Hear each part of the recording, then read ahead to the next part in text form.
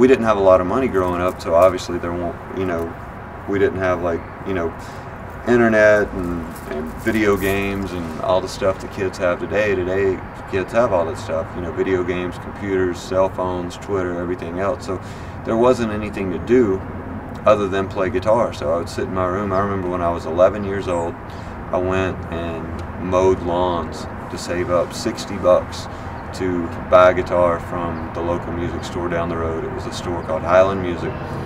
The store owner, Donnan, he sold me a guitar for 60 bucks.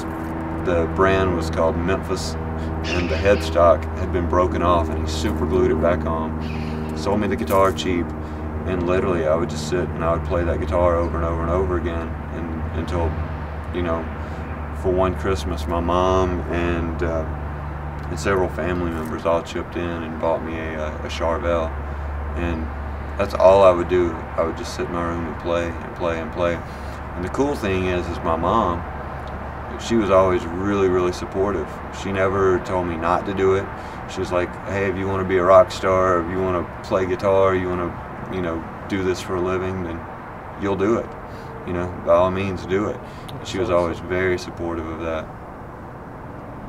Yeah, well, with my story, it's kind of the same thing, kind of similar to this, but I'm kind of dating myself on this. My first memory is a big wheel and a piano. So, yeah, my mom was real musical, and I would just play the piano all the time. And I grew up with like music around the house, singer-songwriter stuff like Carly Simon, Gordon Lightfoot, and then they also had rock records like Elton John, Stones, Beatles. So I kind of grew up with all of that stuff. And then when I was about 4 or 5 years old, a friend gave us an acoustic guitar, and I didn't know any chords. And by the 3rd grade, I had a buddy that showed me chords, and then about a year later, got my first electric for $20 in La Mirada. Is that store still there, by the way? La Mirada Music. Yes. Okay, there we go. And then, but a year later, I was about 9 years old. My parents took me to buy my very first record. I'd had 45s and listened to their albums, but I was able to buy my own first LP. And they took me to the record store, and I saw a picture of Kiss on the wall. And it was like, I knew I wanted to be that guy breathing the fire and spitting out the blood. So a year later, from getting the electric, I wanted an acoustic. And my parents have always been supportive.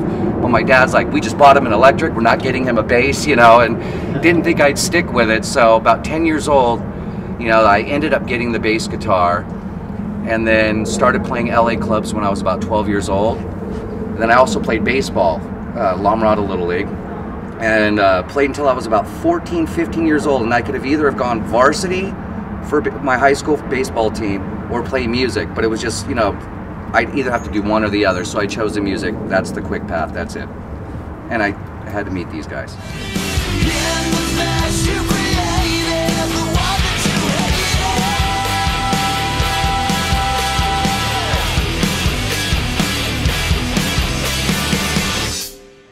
Yeah, releasing the record was a little bit different because, you know, Tower Records went bankrupt, they're no longer. Virgin Records went bankrupt, they're no longer.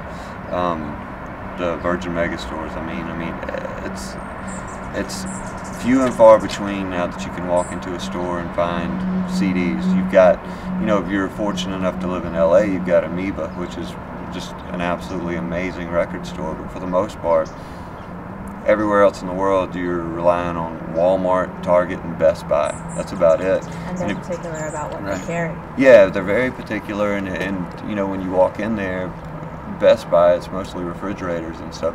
The music section is very small.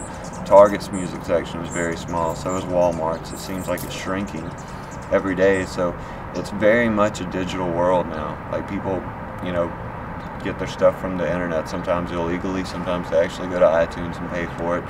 But the thing with us is we weren't worried about the industry, we weren't worried about album sales, we weren't worried about anything other than making a great rock and roll record that we were proud of. We knew that if we liked it, the fans of Stevens, of Guns N' Roses, of all the bands that we liked, we knew that rock and roll fans will always be there. And when you get caught up in worrying about writing a song just for radio, or how's this going to be embraced or whatever, then you just start overthinking stuff and you end up sounding like everything else. And the best thing is just I can honestly say that we don't care. Like we don't. We just want to play stuff that we like. On the internet. I used to talk to Kesha on MySpace. Yeah, see, these are people yeah, that... it's funny. Yeah, it's awesome. We can keep in touch with our fans. We can actually communicate with them. You know, they ask us questions and we respond. You know, and I would have loved that.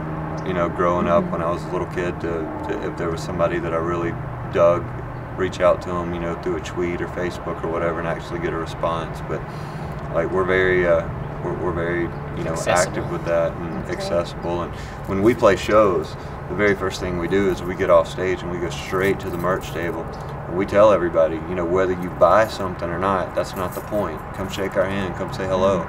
We understand not everybody's got, you know, you spent your money to get in the show. Maybe you don't have $10 for a CD. Maybe you don't have $20 for a shirt. Come say hello. Right. Yeah, and we genuinely feel that way. We want to meet all these people that are spending their money to come see us play. Anybody that's downloaded our record, illegally or legally, whatever. If you're enjoying our music, you know, of course we prefer you pay for it. But if you don't, you know, I mean, if you're enjoying the music or whatever, you know, if you're a fan, we want to meet you.